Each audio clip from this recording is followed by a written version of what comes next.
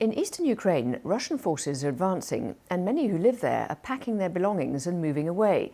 Ukraine says its forces are holding on, but in the Donetsk region, several villages have been captured after invading forces took the town of Avdiivka, and there are fears that more settlements could follow. Our Ukraine correspondent James Waterhouse has been to meet families living just behind the front line.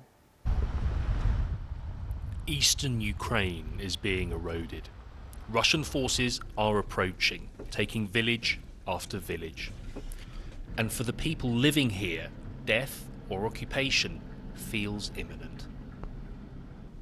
Valery and his grandson Denis have taken up the offer of evacuation. Their home in Toretsk is in Russia's sights. Here it's making its size and ammunition reserves count. Ukrainian forces are going backwards, and with Valery's town now constantly shelled, it's time to go. I lived my life already, but I need to save the little one. Police take them to Konstantinivka, a place of relative safety, but increasingly less so. The city is used to being close to the battlefield, but its risk of being captured is growing. When Ukraine liberated territory more than a year ago, there was hope, but the tide hasn't just changed, it's approaching. Now there is fear that cities like Konstantinivka will be gradually destroyed and its people will be forced to flee. This is what Russia does when it tries to take Ukrainian territory, and this is what Moscow still calls liberation.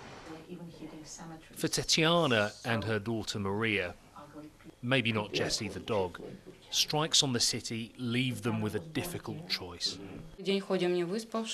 We are tired all day. We have bad moods and panic attacks, constant depression. It's scary to go outside. So, are you both going to leave? I've already left twice. What's the point? It's scary everywhere. Everywhere. The whole country is on fire. While Tatiana is staying, Maria is already sending her belongings west. Today it's the TV, taking the route she and her son eventually will. I hope she will follow. My mom only has us, and we only have her. In nearby Kramatorsk train station, the faint sounds of artillery provide a sobering reception, as well as a reason to leave. For all of the geopolitics, the Donetsk region is at the coalface of Russia's invasion, and its people are feeling it more than ever. A year ago, we still hoped we would receive help from the West and that the counteroffensive would work. Not anymore. People used to believe, but not anymore. Ukraine hopes its east will once again be somewhere safe to live, but right now it's not clear what people will be returning to. James Waterhouse, BBC News, the Donetsk region.